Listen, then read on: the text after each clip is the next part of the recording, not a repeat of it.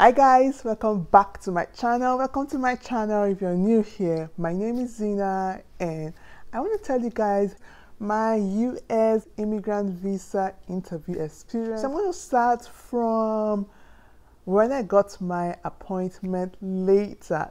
You guys, so if you've watched my previous video when I told you guys that I am leaving the country, right, you will know how long it took me to get my appointment later, right? So it took a while. It took about 18 months plus for me to get the appointment later, and I was over the moon. So when I got my appointment later, they told me that I have to go for my medicals. I went for my medicals, and in about 9 days I went for the interview with my daughter. And you guys, I was so excited a day before the interview, but on the interview day, I was so nervous. So at the entrance, they asked for the document, the DS-260 confirmation page, the appointment letter, my passport photograph, supporting documents, and you all, I did not have all these documents with me, and that was when I started being nervous. So the guys there, right, you know, guys are trying to hustle. If you don't have a document, they're going to hustle you to come to their shop to get printout from their system. If you don't have a passport photograph, they're going to take you passport photograph. But you guys, the prices are huge, like so much money. I can remember paying about 25,000 naira for those documents. You guys, you must have seen my video when I talked about the document that you need for a US immigrant visa. So after that stage, I went in. Yeah, you need to go in without your phone, without food. Maybe you can go in with water, but because I have my daughter, I went in with milk for her and biscuits. Yeah, so we got in, and then we had to wait for our turn. And when it was our turn, we went in. They gave us like a paper, right, to write our names. They gave us our numbers, and then after that we went into the office. Right now in this office, those applying for immigrant visa were at one side of the room, and the other side of the room, the non-immigrant visa. Yeah, so you could hear or you could see when people have been rejected visas from their expression and from the person asking those questions. The lady in front of us, yeah, started telling me stories how she wasn't given visa the first time, how she was rejected and all of that. Started telling me things that you need to bring a confirmation, a proof that you're married, wedding photos, text messages, just anything, right, to show that you are married, right? And at this point, I remember that I did not come with any photo, like no pictures. I didn't come with no pictures. I didn't come with no text message proofs. I didn't come with no call proofs. I didn't come with nothing. So apparently I did not see where they told us to come with these things, right? I did not do my research, so I am pleading for you guys to bring this document with you. Bring your proof of marriage, your proof, bring it with you. And at this point, I just knew that I was not going to pass this interview. I knew I was going to be rejected. Yeah, a part of me was like, you know, just calm down, calm down, calm down.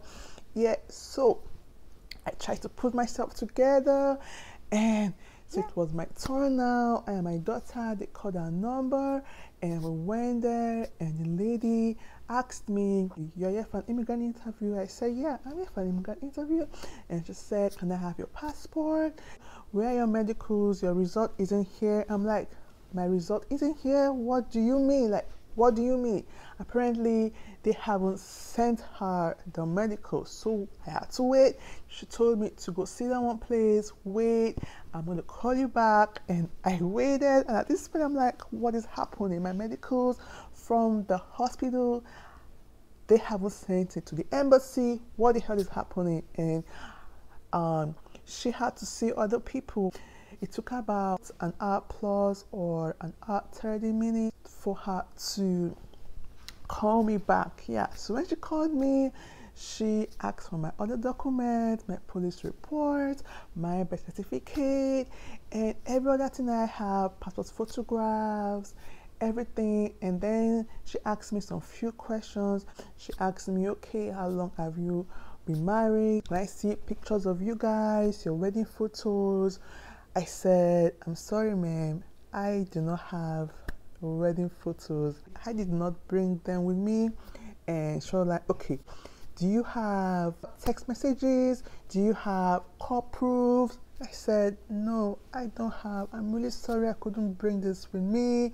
And that was it. She just said, okay. And she left and came back. And then she was like, okay, you are going to the next person, but you have to wait for your own turn and everything. But your daughter cannot be interviewed. So after that, when it was my turn to see the next lady, I went there. That was when they started asking me questions, right? Questions like, you are married, so how did it start? Tell me about it. I want to know everything. And I answered that, and it was like a story. Okay, we met when I was a medical student, and then we started dating. And she asked me how long, and then she asked me who was there for your wedding, your can I see pictures? And I said, no, I don't have pictures. And she was like, okay. She asked me more questions. Okay, do you know where it works? Where does it work? And all of that. Have you been married before? Has he been married before? Does he have children before getting married to you? All of those questions. If you want to know the questions in detail, I already made a video and uploaded it, so you can go check that out. Okay, yeah. So after that, she was like, okay, your daughter cannot be interviewed. However, you can process your visa, but you do not have some documents, so it has to be placed on hold, meaning that you are going to be rejected the visa at the moment. When you've gotten your document, you can come back again. That was what she said. And at this point, she asked me, do you want to wait for your own daughter, or should we place your visa on hold until you have your missing document? And I was like, no, I cannot travel without my own child, so we have to wait until she gets her own interview date, and then they can interview us together. So the missing document that I did not have were police report, right? So she found out from the question that she asked me that I have actually lived in Europe for more than 6 months, and I did not bring a police report from that country. So it was a problem here. And you cannot have your visa without providing such an important document. Yeah, another document that I did not have was from my husband. So one of his tax return, I had one of them, but I didn't have the other one. This is the reason I was rejected visa. I hope you enjoyed the video. I hope you did. If you did, please like the video, drop your comment in the comment section, subscribe to my channel for more videos. I'm definitely going to see you all in my next video. Thanks so much, and bye.